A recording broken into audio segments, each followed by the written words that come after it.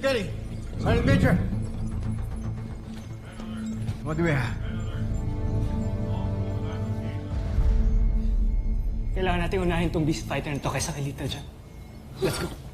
No, Steve! We have to prioritize Little John. We can't just let him die. Jamie, hindi natin pwedeng pabayaan ang camp. Kuya, si Little John yung pinag-uusapan natin dito. I know, Big Bird.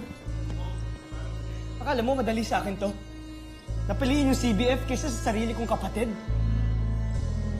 Big Bird, mas maraming buhay ang pwede mawala dito. And this is our main base of operations laban sa mga Bozanian. We must defend CBF. So paano yung kapatid ko?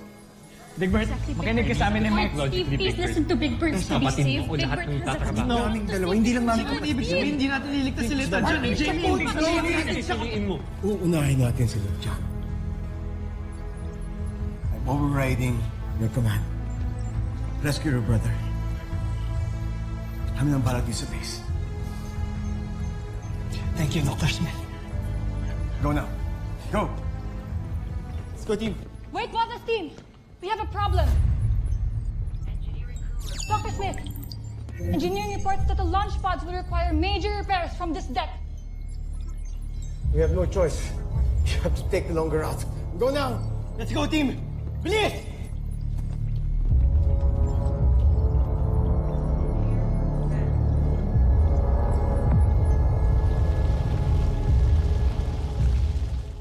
Captain, activate hologram transmission.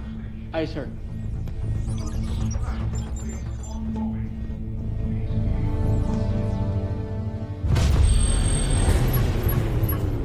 Sir, incoming holoprojector.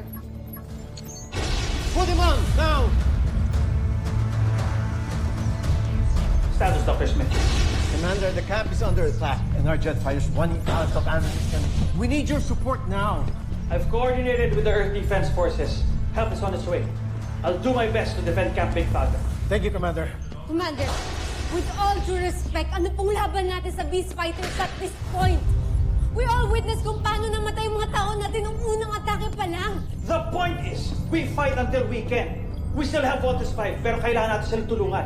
Dala-dalawa na mga kalaban natin ngayon. So no one lose hope. Everyone, do you hear me? Ah, yes, sir! We will fight